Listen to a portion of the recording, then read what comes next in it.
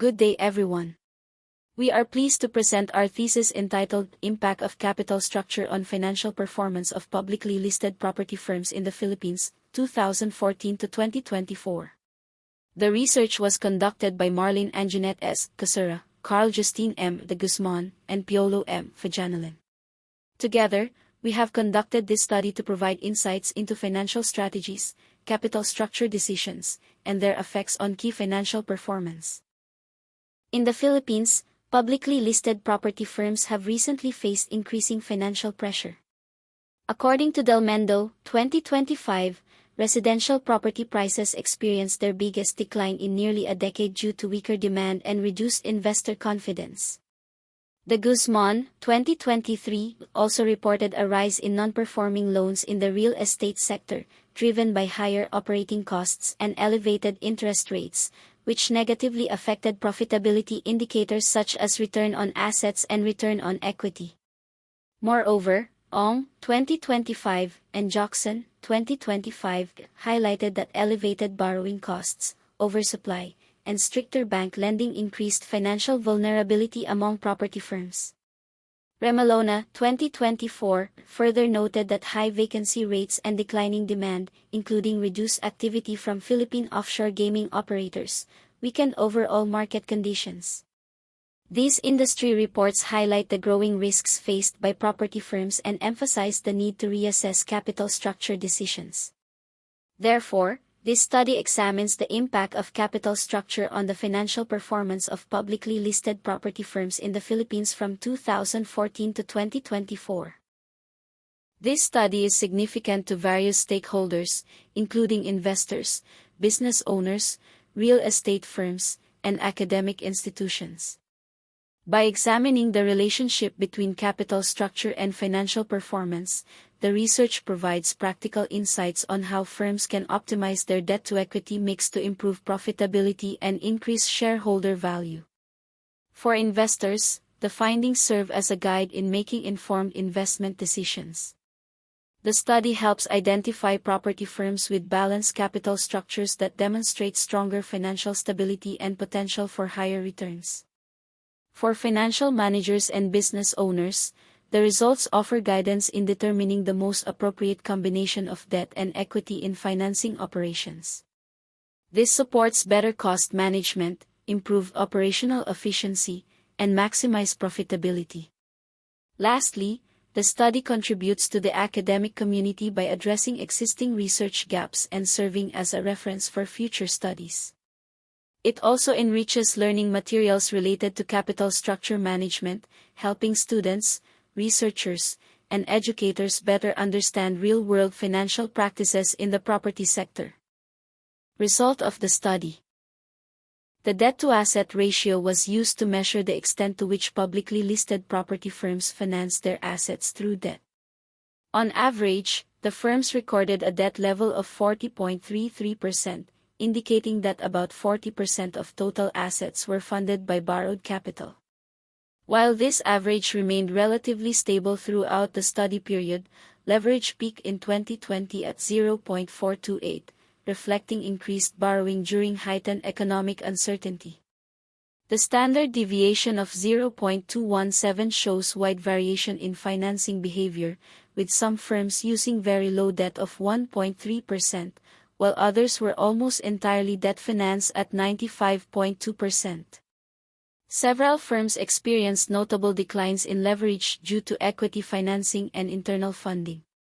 Arthaland Corporation recorded a significant drop in 2016 following a preferred shares offering, which reduced reliance on debt.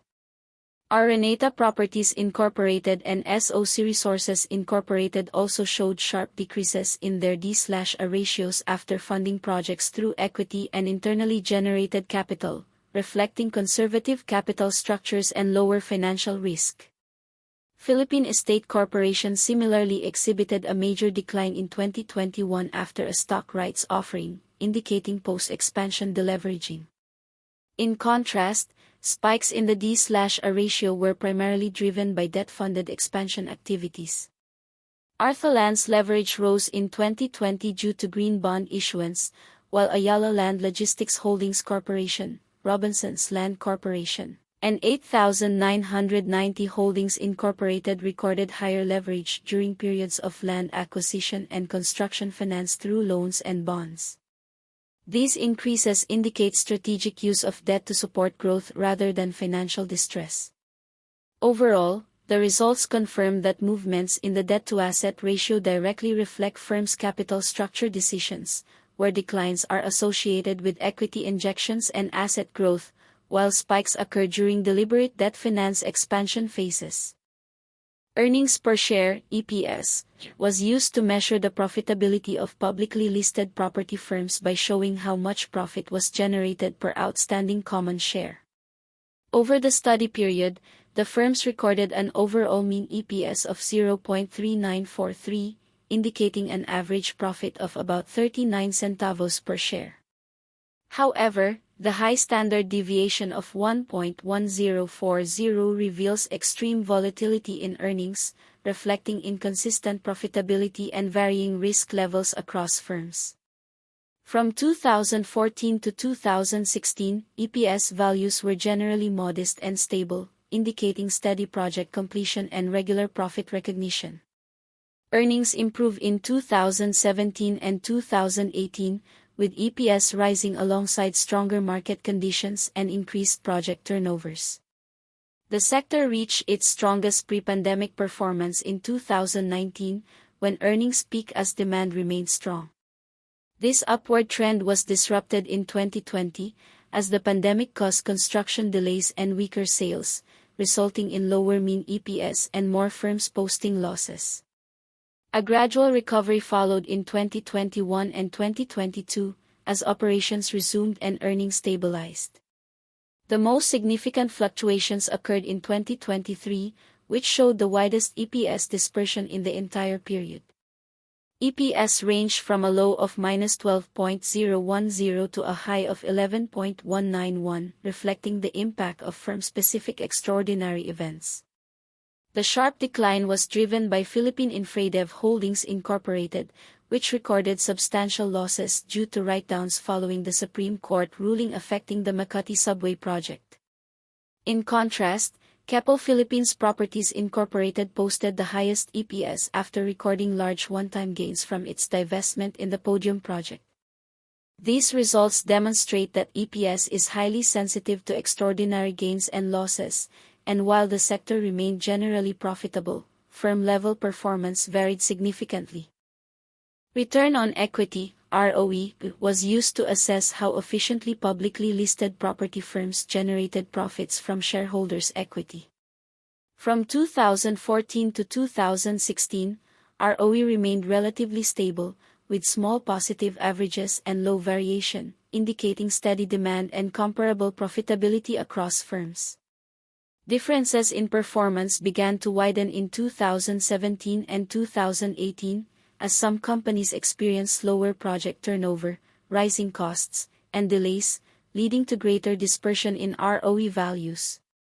Across the entire 10-year period, the sector posted an overall mean ROE of 2.7%, suggesting that firms generated modest returns for shareholders. However, the high standard deviation of 0.688 indicates extreme volatility relative to the low average, reflecting inconsistent financial performance and elevated risk within the sector. The most significant movement occurred in 2019, when the minimum ROE dropped sharply to -12.383, the lowest value in the dataset. This extreme negative spike suggests that at least one firm incurred substantial losses, write-downs, or equity adjustments, which pulled the sector's average into negative territory for that year. Following this decline, ROE gradually improved in 2020 and 2021 as construction activities resumed and firms recognized income from delayed projects. By 2022 and 2023, ROE levels became more stable, with smaller gaps between firms and more consistent profitability across the sector. A notable contributor to ROE volatility was Evergetesco Resources and Holdings Incorporated, whose severe losses, asset write-downs, and capital restructuring significantly reduced shareholders' equity, resulting in sharply negative ROE. Overall, the results show that ROE is highly sensitive to earnings fluctuations, leverage, and equity restructuring, explaining the sharp drops during periods of financial distress and the stabilization observed during recovery phases. Return on assets, ROA, measures how efficiently property firms use total assets to generate profits. Across the 10-year period, the sector showed a modest average ROA of 3.4%, reflecting the capital-intensive nature of the industry, with a standard deviation of 0.078, indicating moderate variability. From 2014 to 2016, ROA remained stable, with narrow ranges and low dispersion, showing consistent asset utilization. Volatility increased in 2017 and 2018, driven by firms like Evergatesco Resources, which recorded significant credit losses and impairments, lowering net income without reducing asset values. The most severe decline occurred in 2019, when mean ROA dropped to 0.010 and the minimum fell to -0.592, reflecting large write-downs, unproductive assets, and project delays. Recovery began in 2020, strengthened in 2021 with a peak mean of 0.058, largely due to one-time income recognition and reversals of prior allowances, especially from Evergatesco. In 2022 and 2023, mean ROA moderated to 0.046 and 0.037, respectively, but firm-level divergence remained high. Extreme spikes in 2023 were observed, with Keppel Philippines Properties posting exceptional gains from asset divestments, while Philippine Infradev Holdings recorded significant impairments, causing sharp declines. Overall, ROA movements show that profitability in the Philippine property sector is highly sensitive to extraordinary events, asset impairments, and capital structure decisions, rather than uniform operational performance. Effect of capital structure on financial performance in terms of earnings per share. Effect of capital structure on financial performance in terms of return on equity. Effect of capital structure on financial performance in terms of return on asset. Recommendations. 1. Property firms may review their financial strategies to keep earnings steady, which can help maintain the trust of investors and shareholders. Companies may look into improving how they manage their assets so that their overall returns remain healthy and consistent.